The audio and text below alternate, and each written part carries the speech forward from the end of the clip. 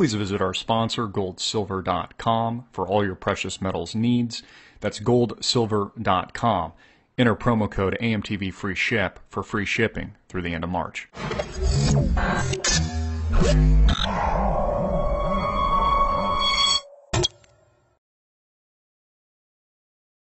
Hey everybody, I'm Christopher Green. You're tuning into AMTV, Alternative Media Television. So things are reaching a real fever pitch in Ukraine, and the images that we're seeing, I don't think we've seen since World War II. Images of paratroopers coming down, some 1,400 odd paratroopers, Russian forces coming down via parachute into the Ukraine border in a sheer and utter sign of force coming from Vladimir Putin and Russia. Reports have indicated that up to 80,000 Russian troops are on the border, deployed, ready to act at any moment, not just to annex Crimea in what many people in the West is propagandizing as some kind of Russian-driven civil war, when in actuality it has been completely and utterly caused and manufactured by the West. And of course, we know this by simply watching the mainstream media and see how they demonize Russia as somehow spewing Russian propaganda, while at the same time they're on their mouthpiece of CNN or Fox News or MSNBC. Now, of course, this has been orchestrated by the West to destabilize Russia itself, to destabilize its potential as an empire. Now, of course, Europe, although they've been threatening sanctions along with the United States, receives much of its natural gas, oil, and energy from Russia itself. Much of this, of course, passes through Ukraine, which the United States and the European Union just doesn't want to have to rely on Russia so much anymore, which is one of the primary motives that they instituted this revolt in the first place, which is causing, as President Vladimir Putin is describing in his own words, a reason to act. He's really just responding to the organization of a coup on an independent sovereign nation that was once under the leadership of the now disposed leader, Yanukovych. So what does this mean for financial markets? Because this coming weekend on Sunday, a referendum is to be passed annexing Crimea into the Russian government.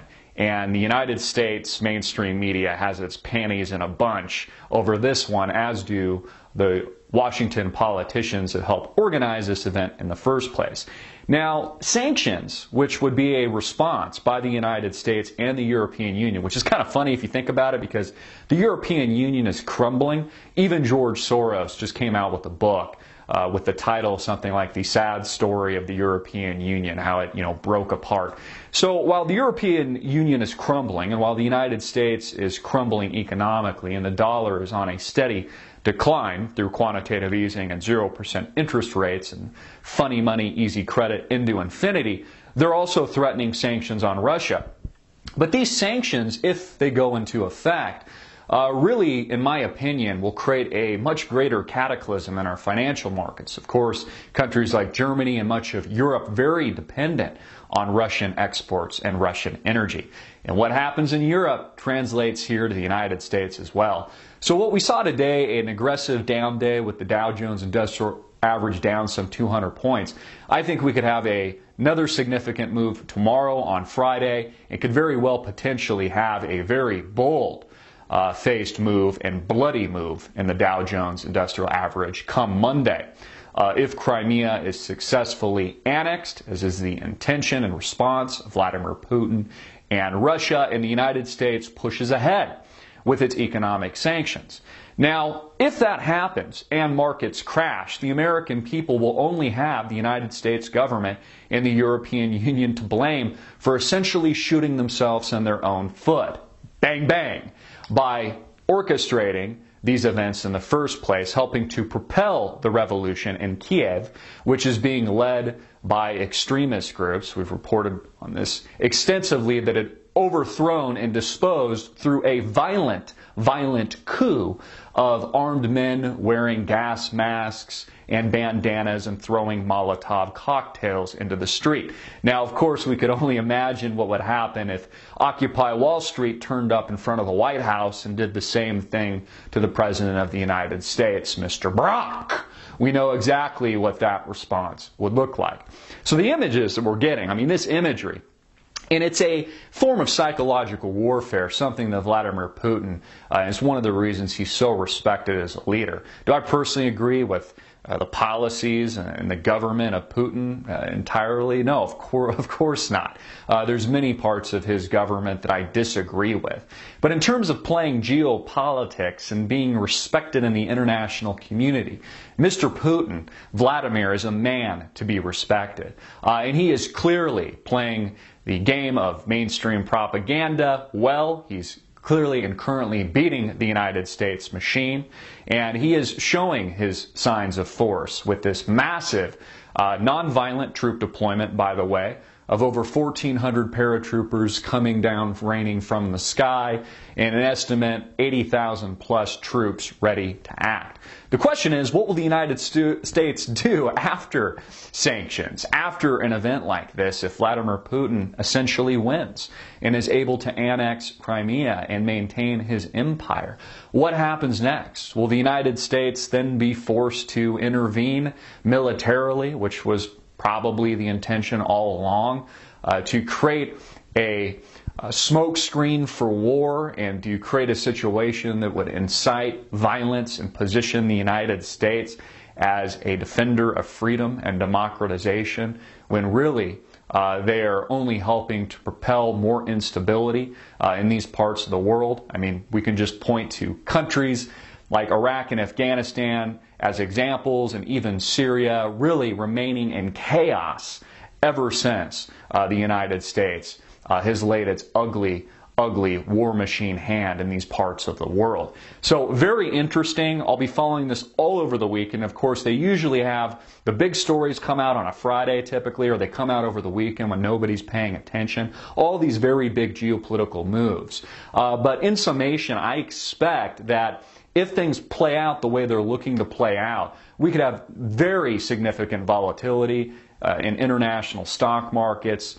Friday, in my opinion, could very likely be another down day tomorrow, and we could have a bold-faced, bloody day in international markets and here in the United States on Monday if these sanctions are actually put into effect. And again, America, you can only point the finger one place.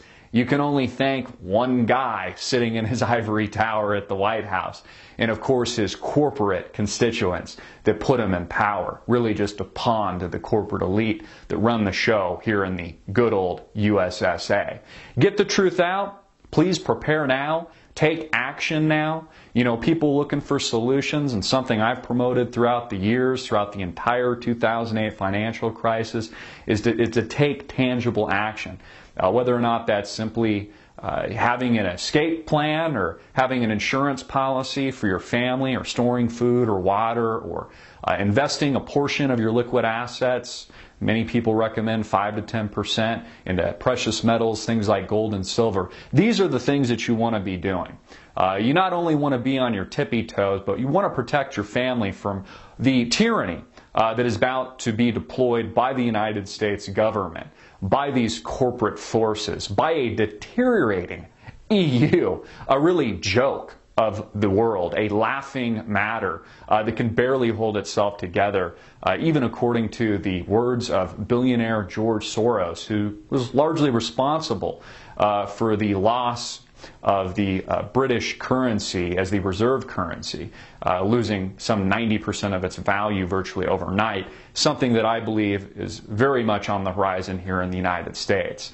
So bottom line, folks, you need a disaster plan, you need an escape plan, you need food, you need water. You know, many of you have insurance on your home from a fire, you've got car insurance, but you don't have insurance to feed you and your family.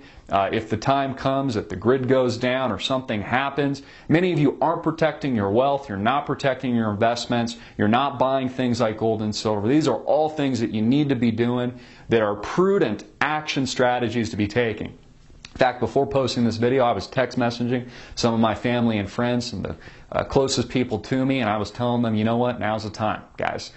Take action now.